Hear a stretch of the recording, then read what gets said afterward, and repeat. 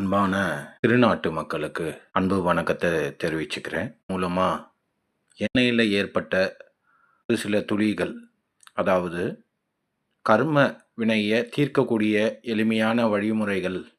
இன்றைய காலகட்டத்தில் எல்லாருமே உடல் சார்ந்த தேவைக்கோ பொருளாதார சார்ந்த தேவைக்கோ முக்கியத்துவம் கொடுத்து வாழ்கிற வாழ்க்கை, வாழ்கின்ற ஒரு நிர்பந்தத்துக்கு எல்லாருமே சிரமப்பட்டுட்டு இருக்கிற ஒரு சூழ்நிலையை பார்க்குறேன். இந்த கர்ம வினையிலேருந்து வெளியில் வரணும் அப்படின்னு நினைக்கிறவங்க, நம்ம முன்னோர்களாலோ இந்த ஆத்மா பிறப்பெடுத்த ஒவ்வொரு காலகட்டத்தின் பல்வேறு பரிணாம வளர்ச்சியால் இன்னைக்கு மனிதனோட ஒரு உருவம் எடுத்து இன்றைய காலகட்ட வாழ்க்கைக்கு வாழக்கூடிய தகுதி பெற்றிருக்கும்.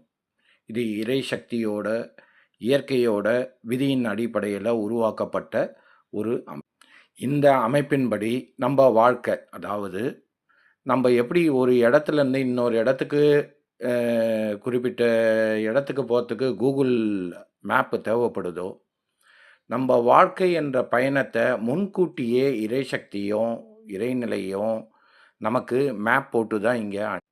ஆனால் இந்த ஒரு புரிதல் தெளிவு இல்லாதனால நம்ம வாழ்க்கையை எப்படி வாழணுன்ற ஒரு வழிபாடு, ஒரு வழிமுறையை நமக்கு கர்ம வினையின் மூலமாக, புலன்கள் மூலமாகவோ மனதின் மூலமாகவோ அது அந்த மேப்பு, அந்த இறை சக்தியும் இயற்கை நிலை போட்ட மேப்பை தவற விட்டுட்டு வாழ்க்கையோட தன்மையை எப்படின்ற நிலையை தடுமாறி வாழ்க்கையை வாழ்ந்துட்டு இருக்கோம்.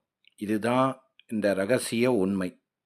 முதல்ல அடுத்த நிலை நீங்கள் வாழ்க்கையை இந்த இயற்கையும் இறை சக்தியும் வைத்திருக்கும் ஒரு விதிமுறையின் அமைப்பின்படி நான் வாழணும்னு நீங்கள் நினச்சிங்கன்னா, கர்மமில்லா வாழ்க்கை, கர்மமில்லாத வினை இல்லாத ஒரு வாழ்க்கையை வாழணும்னு நீங்கள் நினச்சிங்கன்னா, புலன்கள்னால் ஃபஸ்ட்டு நீங்கள் அனுபவிக்கக்கூடிய வினைகள், மனதினால் அனுபவிக்கக்கூடிய வினைகள், ஆத்மாவால் அனுபவிக்கக்கூடிய வினைகள், இது 3 வகையாக நீங்கள் ஒரு பிரிவாக வச்சுட்டு, நீங்கள் புலன்கள் அப்படின்னா நீங்கள் பார்க்குறது, கேட்குறது, இந்த மாதிரி விஷயங்களை உணர்றதுனால, இப்போ ஒரு பார்த்தவொடனே ஒரு ட்ரெஸ்ஸு வேணும், பார்த்தவொடனே நகை வாங்கணும், பார்த்தவொடனே ஒரு விஷயத்தை அடையணும்னு நினைக்கிறத ஃபஸ்ட்டு கொஞ்சம் அதில் அளவுகோல் வைத்து உங்கள் வாழ்க்கையை மாற்றி அமைச்சிக்கிட்டிங்கன்னா, அதுக்கு உண்டான பலன்களை, அதுக்கு உண்டான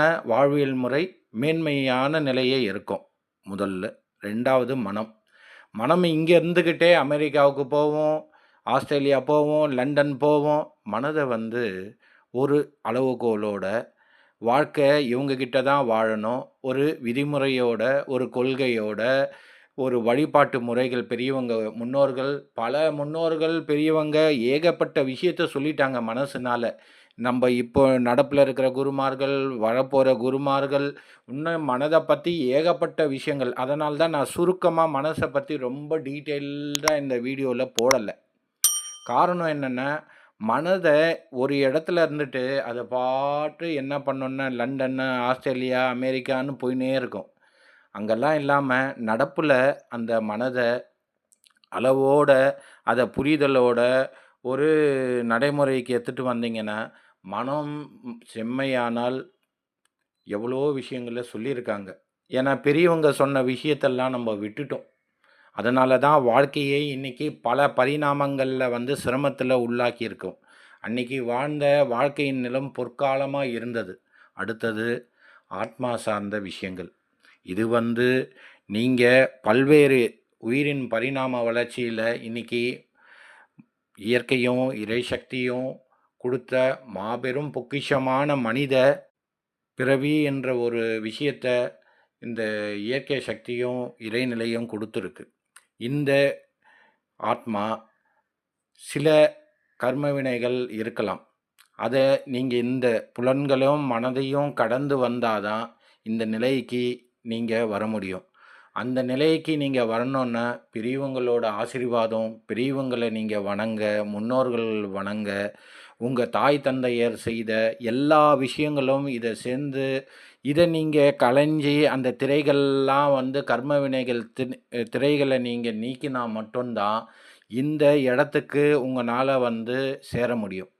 இப்போ இந்த இடத்துக்கு நீங்க சேரும்போது தான், உங்க வாழ்க்கையோட மேப்ப பத்தியே ஒரு தெளிவு, ஒரு புரிதல், ஒரு வாழ்க்கைய எப்படி வாழணும், இயற்கையும், இறை சக்தியும் வச்சிருக்கிற முழு பிளான பத்தியே உங்களுக்கு வந்து ஒரு புரிதல், ஒரு நிதானம், ஒரு யோசனை பண்ணக்கூடிய ஒரு அறிவின் மேன்மை, அறிவின் பரிணாம வளர்ச்சிக்கு உண்டான வாய்ப்புகள் அதிகமா இருக்குன்றத சொல்லிக்கிறேன் உங்ககிட்ட.